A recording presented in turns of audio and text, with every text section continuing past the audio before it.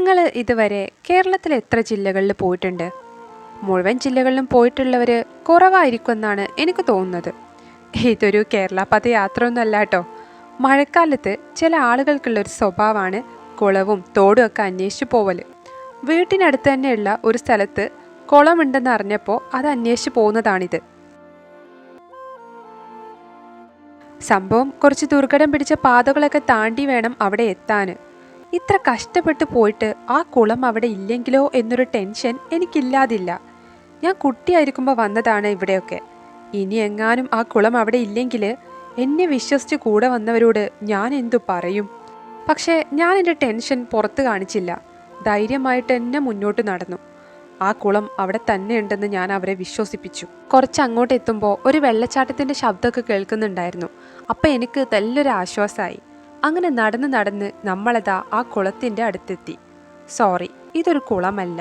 പണ്ട് കോറിക്ക് വേണ്ടി കല്ല് വെട്ടിയപ്പോൾ അതിൻ്റെ ഒരു ഓർമ്മക്കായി ഇന്നും നിലനിൽക്കുന്നതാണിത്. എൻ്റെ മുഖത്ത് പരമാനന്ദം. ചാടി കുളിക്കണമെന്ന് കരുതി എൻ്റെ കൂടെ വന്നവരുടെ മുഖത്തൊരു മ്ലാനത. അവർക്ക് അത്ര രസിച്ചില്ല എന്ന് തോന്നുന്നു. വന്ന പാതകളെല്ലാം താണ്ടി തിരിച്ചു കയറി. ഇനി അടുത്ത കുളം അന്വേഷിച്ചു പോവാം. പ്രാവശ്യം ഞാനൊരു അഭിപ്രായവും പറഞ്ഞില്ല. ഇതിനവസരം മറ്റൊരാൾക്ക് നൽകി. ഇനി എങ്ങാനും എൻ്റെ ഐഡിയ വർക്കൗട്ട് ആയില്ലെങ്കിൽ പണി പാളും. അങ്ങനെ കൂട്ടത്തിലൊരു വിദ്വാൻ പറഞ്ഞതനുസരിച്ച് ഞങ്ങൾ അടുത്ത ഡെസ്റ്റിനേഷനിലെത്തി. ചുറ്റും ഹരിതാഭയും പച്ചപ്പും. ആഹാ, നല്ല പ്രകൃതിരമണീയമായ സ്ഥലം. കുറച്ച് ഉള്ളിലേക്ക് ഒരു പാടത്തിന് നടുവിലാണത്രേ ഈ കുളം സ്ഥിതി ചെയ്യുന്നത്. പോകുന്ന വഴിക്ക് ചെറിയ നീർച്ചാലുകളൊക്കെയുണ്ട്. ഇതൊക്കെ കാണുമ്പോൾ തന്നെ മനസ്സിനൊരു ആശ്വാസവും കണ്ണിനൊരു കുളിർമയുമാണ്.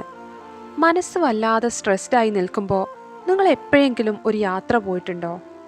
എനിക്ക് തോന്നുന്നത് നമ്മുടെ സന്തോഷവും സമാധാനവും എല്ലാം ഈ ഒരു പ്രകൃതിയാണെന്നാണ്. നിങ്ങൾ എപ്പോഴെങ്കിലും ചിന്തിച്ചിട്ടുണ്ടോ? എല്ലാ മനുഷ്യരും ഇല്ലാതായി നമ്മൾ മാത്രം ഈ ഭൂമിയിൽ അവശേഷിക്കുന്നത്. നമ്മൾ എന്തായിരിക്കും അപ്പോൾ ചെയ്യുക? ഞാൻ ഇടയ്ക്കൊക്കെ ചിന്തിക്കാറുണ്ട്. ഈ കാണുന്ന ഭൂമിയെല്ലാം അപ്പോൾ നമുക്ക് മാത്രമായിരിക്കും. ഇഷ്ടമുള്ളതെല്ലാം ചെയ്യാം, ഇഷ്ടമുള്ളതെല്ലാം കഴിക്കാം, ഇഷ്ടമുള്ള സ്ഥലങ്ങളിലേക്കെല്ലാം പോവാം. പക്ഷേ വേറൊരാൾ കൂട്ടിനില്ലാതെ നമുക്ക് അധിക കാലം ഒറ്റയ്ക്ക് ഈ ഭൂമിയിൽ സർവൈവ് ചെയ്യാൻ പറ്റുമോ? എനിക്ക് തോന്നുന്നത് ഒരിക്കലുമില്ല എന്നാണ്. നിങ്ങൾ ഇത് കണ്ടോ? എത്ര ഭംഗിയുള്ള സ്ഥലമാണല്ലേ. മുഴുവൻ സ്ഥലത്തും ഓരോരോ തരം കൃഷികൾ.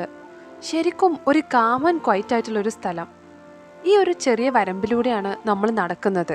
ഇനിയും കുറച്ചുകൂടി മുന്നോട്ട് പോയാൽ നമുക്ക് ആ കുളത്തിലോട്ട് എത്താം. ശരിക്കും ഇത്ര ഭംഗിയുള്ളൊരു സ്ഥലത്താണല്ലേ ഈ കുളമുള്ളത്. അങ്ങനെ അവസാനം നമ്മൾ ആ കുളത്തിലെത്തിയിരിക്കുകയാണ്. ഇത്രയും മനോഹരമായൊരു കുളം, അതും പാടത്തിൻ്റെ നടുക്ക്. ഇത് വല്ലാത്തൊരു കാഴ്ച തന്നെയായിരുന്നു.